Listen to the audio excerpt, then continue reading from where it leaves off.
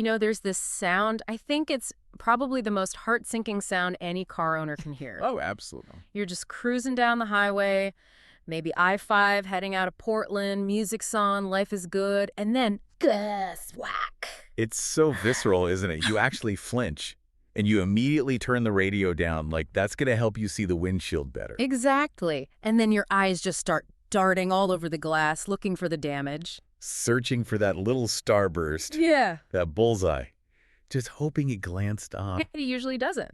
And, well, that brings us to today's deep dive. We are tackling a kind of survival guide for your windshield, and we're focusing on this really practical article called How to Temporarily Fix a Crack in Portland or Right. This comes to us from the team at Collision Auto Glass and Calibration.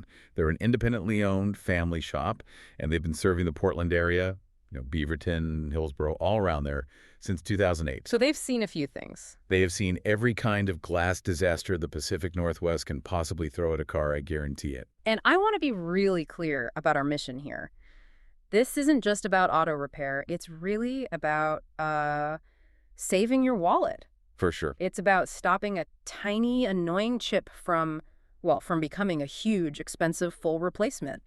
And as we found out, living in Portland adds a whole nother layer of complexity to this. It really, really does.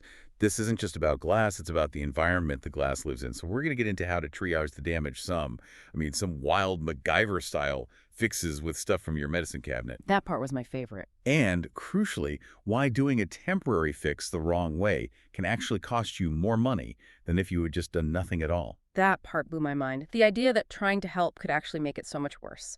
But okay, let's start at the scene of the crime. The rock hits, you pull over, you see a mark. How do we know if this is a grab the super glue problem or a call a professional right now problem? Well, the source breaks this down really well. First, you have to diagnose the patient, so to speak, right away. You're looking at the difference between a small chip and a long stress crack. A chip is just that little divot, right? But a crack is the line. Exactly. And they gave us this really useful measuring tool for it. They call it the dollar bill rule. I love that. So simple. It is, because everyone can picture it. A U.S. dollar bill is about 6 inches long. If that crack is longer than the dollar bill, a temporary fix is completely off the table. It is just not safe.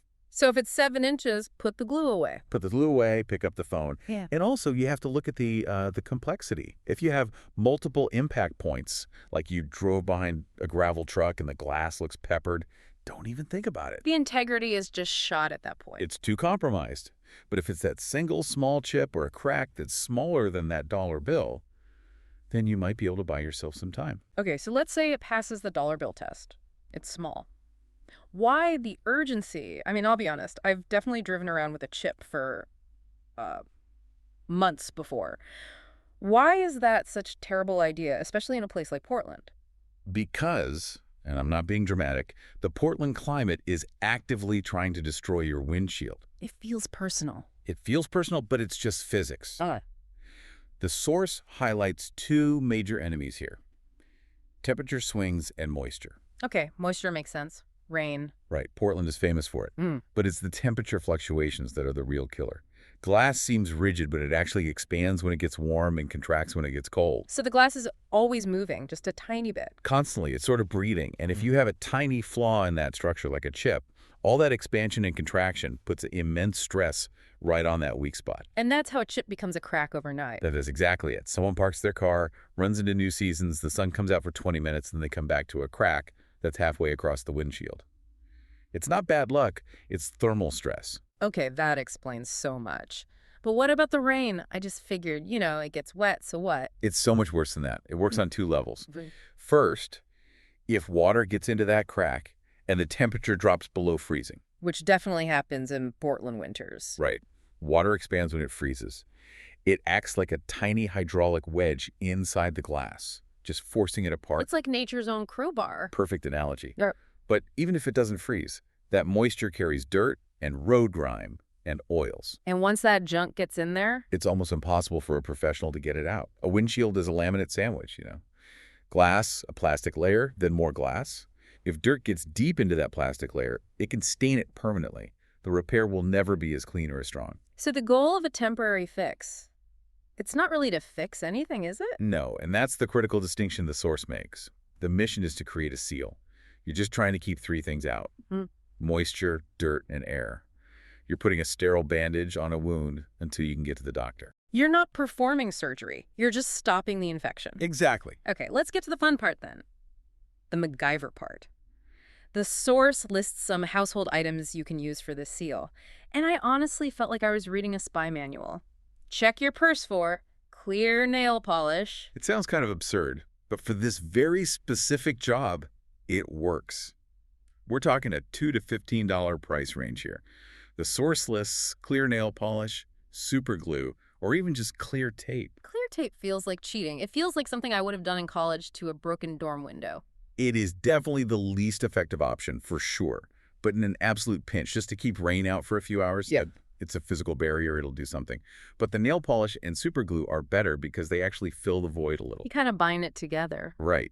But the source also mentions you can upgrade from the bathroom cabinet to an actual auto parts store. For a more professional approach. A bit more, yeah. Yeah. You can get a windshield repair kit for like 10 to 30 bucks. And those are better because they use a resin, which is chemically closer to what the Tros use, and they come with proper applicators. Okay, so let's walk through the protocol. I've got my bottle of clear nail polish. Do I just, dab it on and drive away? Absolutely not. And this is where people really mess up. The prep work is way more important than the application. The source is very specific.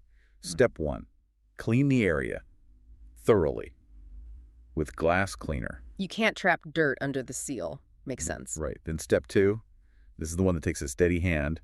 You need tweezers to carefully pick out any loose fragments of glass from the chip. Oh, wow. Yeah, that sounds surgical. I can see myself making it worse. You have to be gentle. But if you leave a loose shard in there and seal over it, that shard just grinds away at the healthy glass as the car vibrates. Becomes a new stress point. And then step 3, which is vital for Portland, you have to let it dry completely. 100%. Because if you seal moisture in, You've just trapped the enemy inside the gates. we've trapped the enemy.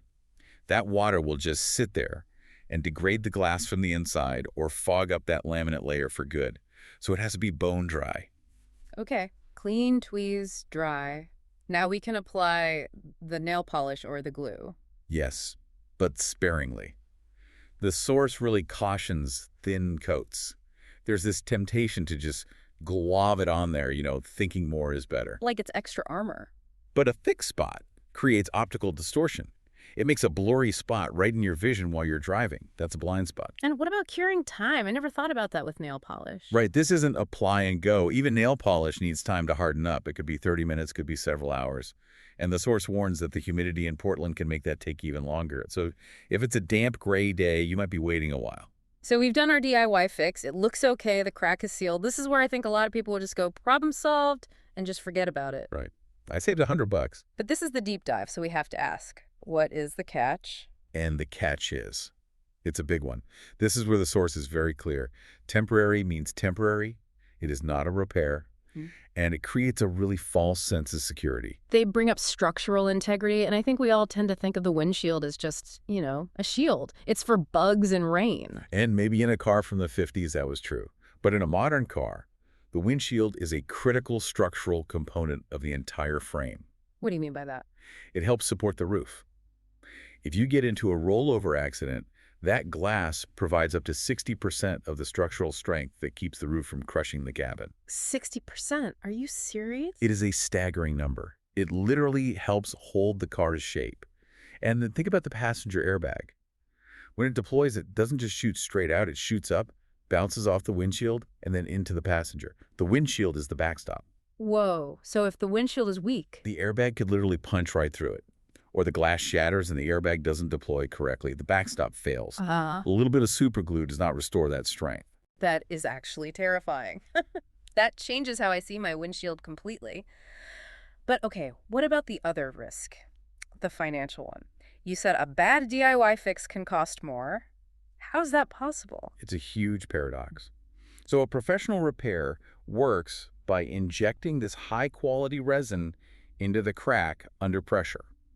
But to do that, the path has to be clean and clear. And if you've already filled it? If you've already jammed that crack full of super glue, which dries like cement, the technician can't get it out. They can't clean the path for the real resin. You've blocked the tunnel. You've blocked the tunnel. So Yeah. the technician has to look at you and say, sorry, your $5 fix just made this unrepairable.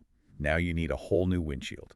And what's the price difference we're talking about? It's huge. A professional repair might be, say, $50 to $150. Right. Full replacement. This source says $200 to $500, and it can be way more for newer cars with all the tech. So by trying to save $100, you cost yourself $500. It is the definition of a false economy. And that doesn't even get into the insurance side of things. If they figure out your DIY attempt made things worse, they might just deny the claim. Ouch.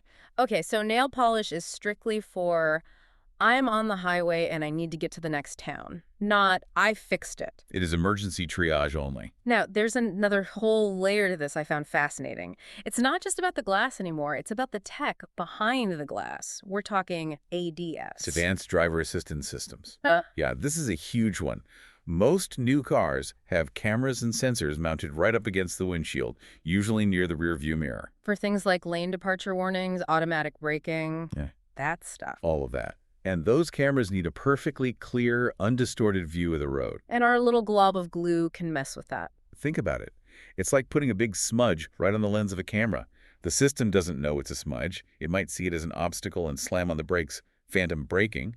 Or worse, it might not see a real obstacle because the light is being distorted by your repair. So the car's brain is getting bad data. Exactly. And the source makes it clear that a professional repair or replacement involves recalibrating those systems. Mhm. They plug into the car's computer and make sure the cameras are seeing the world correctly through the repaired or new glass. Your DIY kit doesn't come with that. That is a massive point. And there's Yeah. a legal side to this too, right? Specifically in Oregon. Yes. Oregon law requires drivers to have an unobstructed view. A sloppy DIY job with a hazy spot right in your line of sight could actually get you a ticket. And the liability in an accident? That's the scariest part. If an insurance investigator finds your vision was impaired by your home repair, they could argue you were partially liable for the accident. Okay, that settles it. I'm not trusting my safety to a bottle of nail polish for more than a day. Oh? So what is the professional difference at a place like Collision Auto Glass and Calibration? What are they doing that I can't do? It's all about specialized equipment and chemistry. They use resins that are designed to match the refractive index of glass, so light passes through it almost perfectly. So it basically disappears. To the naked eye, pretty much. But the real magic is the application. They use pressure equipment. First, a vacuum to suck all the air and moisture out of the crack. Creating a perfect, clean void. Perfect void. Then they use pressure to force the resin into every single microscopic fissure. You just can't do that with a little hand applicator. Yeah. And then they cure it instantly with a UV light, And calibration is right in their name, which gets back to that whole ADS issue. which is key. You need a shop that understands the tech, not just the glass. They do the recalibration as part of the service, so you know your safety systems are working properly when you drive away. And I liked the local aspect, too. They serve the whole Portland metro. Why does that local knowledge even matter? Well, glass is glass, but insurance is local.